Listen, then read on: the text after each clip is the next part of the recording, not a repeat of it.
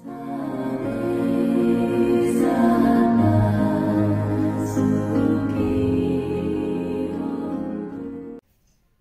भीम, नमो बुद्धाय. बुद्ध धम्म शिकूयात बाबासाहेबांच्या दृष्टिकोनातून या उपक्रमातील आजच्या नव्या सत्रात पुनश्च आपल्या सर्वांचे मनपूर्वक स्वागत करते. बुद्ध धम्म आणि संघ या त्रिरत्नांच्या प्रभावाने आपण सर्व सजीव सुखी होऊयात ही मंगलकामना करते. मित्रमैत्रिणींनो, आपण बुद्ध आणि त्यांचा धम्म हा ग्रंथ आचार्य BC वानखेडे साहेबांकडून शिकून घेत आहोत, समजून घेत आहोत. आपण तथागतांची अंतिम यात्रा बघून घेत आहोत. महापरिनिर्वाण सुत्त बाबासाहेबांनी वेगवेगळ्या प्रकरणामध्ये मांडणी करून आपल्याला समजून सांगितलेलं आहे, ते बघून घेत आहोत. शेवटच्या प्रकरणात आहोत आपण. हे शेवटचं प्रकरण समजून घेण्याकरता साहेबांचे स्वागत करूया आणि आजच्या सत्राची सुरुवात करूया. साहेबांचे स्वागत करूया. वंदनी सर, जय भीम. जय भीम. सर, तथागतांची अंतिम यात्रा बघून घेत आहोत. हो. शेवटचं प्रकरण आहे या भागामधील, आपलं भाग क्रमांक 3 मधील बुद्धांप्रती निष्ठा. बुद्धांप्रती किती निष्ठा, किती आदर होतं लोकांमध्ये, हे बाबासाहेबांनी इथे व्यक्त केलेलं आहे. या प्रकरणामध्ये आपण समजून सांगावं ही विनंती करते. हे संयुक्त निकायमध्ये आलेली घटना आहे, फारच महत्वाचं आहे. बुद्धाप्रती एकनिष्ठता आजही बाबासाहेबांप्रती समाजाची एकनिष्ठता नाही आहे. बुद्धाप्रती कशी एकनिष्ठता होती हे प्रकरण आपण पाहून घेऊ. ह्या घटना घडण्याचे स्थान श्रावस्ती. म्हणजे काय, कशी घटना घडली श्रावस्तीला. त्यावेळी पुष्कळचे भिक्खू तथागतासाठी चिवर तयार करण्यात दंग होते. 3 महिन्यात चिवर तयार झाले की तथागत चारिकेला निघतील असे त्यांना वाटले.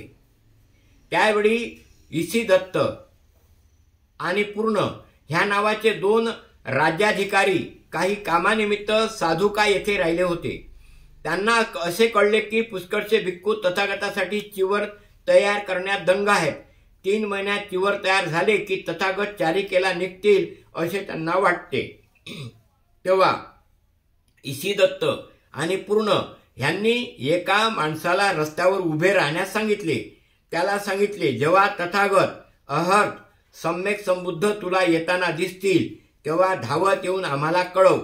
म्हणजे रस्त्यावर काय केलं इसी दत्तानी पूर्ण यांनी की आम्ही चिवर तयार करतो आणि तथागत काय करते, चारिकाला निघतील तर आम्हाला येऊन लवकर सांगा. 2-3 दिवस त्या माणसाने तिथे राहून त्यांची प्रतीक्षा केल्यानंतर त्याला दूरवरून तथागत येताना दिसले. धावत येऊन त्याने इसी दत्त आणि पूर्ण यांना सांगितले, तथागत अहर्त सम्यक संबुद्ध येत आहेत, आपल्याला ते योग्य करायचे असेल ते करावे. तेव्हा इसी दत्त आणि पूर्ण हे राजाधिकारी तथागतांच्या समोर गेले आणि त्यांच्या समोर गेल्यावर त्यांनी तथागतांना अभिवादन केले व ते तथागताच्या मागून पावले टाकीत चालू लागले. नंतर तथागत राजमार्ग सोडून बाजूला गेले. तिथे एका वृक्षाच्या खाली त्यांच्यासाठी सिद्ध करण्यात आलेल्या आसनावर स्थानापन्न झाले. इसी दत्त व पूर्ण यांनी त्यांना अभिवादन केले व ते एका बाजूला बसले. नंतर ते तथागतांना म्हणाले, तथागत, आम्हाला जेव्हा समजले की आपण कौशल देशात चारिके करता जाणार आहात तेव्हा तथागत आमच्यापासून दूर चालले ह्याचे आम्हाला वाईट वाटले. तथागत आम्हाला जेव्हा समजले की आपण श्रावस्ती सोडून कौशल देशात चारिकेसाठी चालला आहात तेव्हा तथागत आमच्यापासून दूर जाणार या विचाराने आम्ही पुन्हा विवश व खिन्न झालो, दुःखी झालो. तथागत आणि आम्हाला जेव्हा समजले की तथागत कौशल सोडून मल्ल देशात जाणार आहेत, नव्हे गेलेही, तेव्हा आम्ही निराश झालो आणि खिन्न पण झालो. तथागत पुन्हा आम्ही ऐकले की तथागत मल्ल देश सोडून वज्जी देशात जाणार आणि तथागत गेलेही की तथागत वज्जी देश सोडून काशीला जाणार आणि तथागत गेलेही की तथागत काशी सोडून मगध देशात यात्रेला जाणार आणि तथागत गेले. तेव्हा तथागत आमच्यापासून दूर चालले म्हणून आम्ही निराश व खिन्न झालो.